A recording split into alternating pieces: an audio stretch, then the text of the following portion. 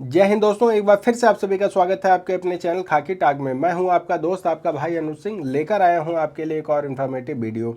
तो आज की इस वीडियो में मैं बात करूंगा एसएससी जीडी भर्ती 2024 की। एसएससी का एग्ज़ाम होता है, री एग्ज़ाम हो जाता है, इसके बाद फिर से आंसर की का वेट होता है, लेकिन आंसर की अभी भी नहीं आई। आज इसके बारे में कुछ नोटिस वगैरह, कुछ मैसेज सर्कुलेट हो रहे हैं, जिसमें से कुछ बातें रियल हैं और कुछ बातें बिल्कुल निराधार हैं।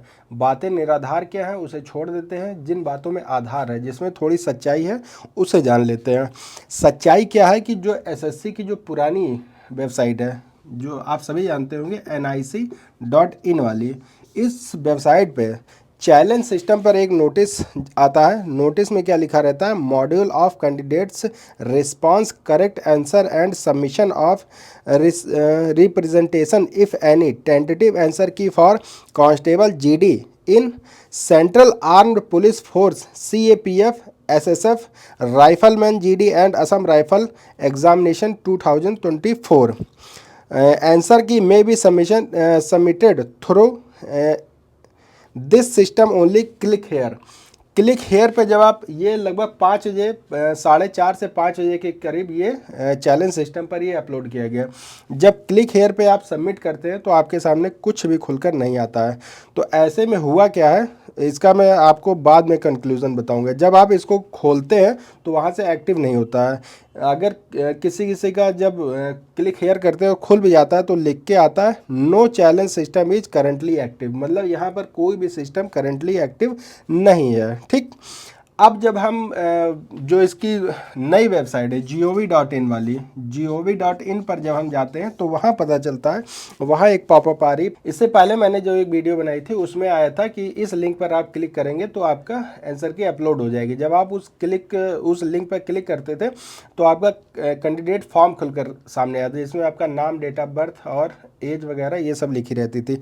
लेकिन अब उसकी जगह पे क्या आ गया, जब आप अब फिर करंट टाइम में जब इस वेबसाइट पर जाकर यहाँ लॉगिन करते हैं तो लॉगिन करने के बाद जो आपका पेज खुल के आ रहा है वहाँ बता रहा है the login to from will be available only between 2/4/2024 11 hour 00 to 2/4/24 12 hour 00 मतलब कि इसमें साफ साफ लिखा है कि ये लिंक आपकी एक्टिव हो जाएगी 2/4/2024 से 11:00 से 2/4/2024 के 12:00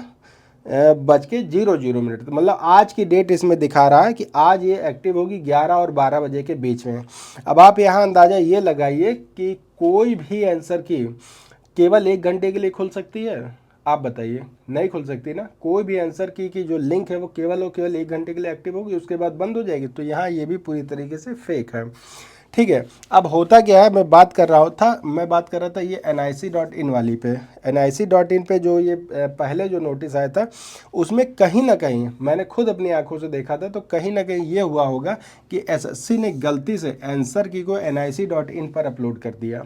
इसके बाद में उसे डिलीट किया, जहाँ तक मुझे लग रहा है। ठीक, तो आप इस बात के लिए बिल्कुल श्योर हो जाइए कि आज कल परसों 3 दिन का समय है और इस 3 दिन के बीच आपकी आंसर की 100% आ जाएगी।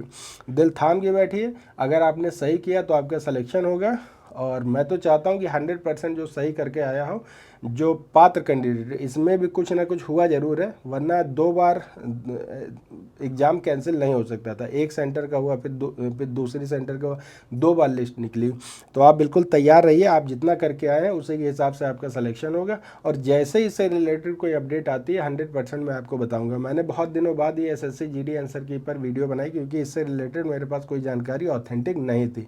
अब ऑथेंटिक जानकारी मिली तो मैंने सोचा कि आप तक इसको पहुँचा दिया जाए। ठीक है, जैसे ही लिंक आएगी मैं तुरंत बताऊंगा, बस आप मेरे साथ जुड़े रहिए, चैनल को सब्सक्राइब कर लीजिए।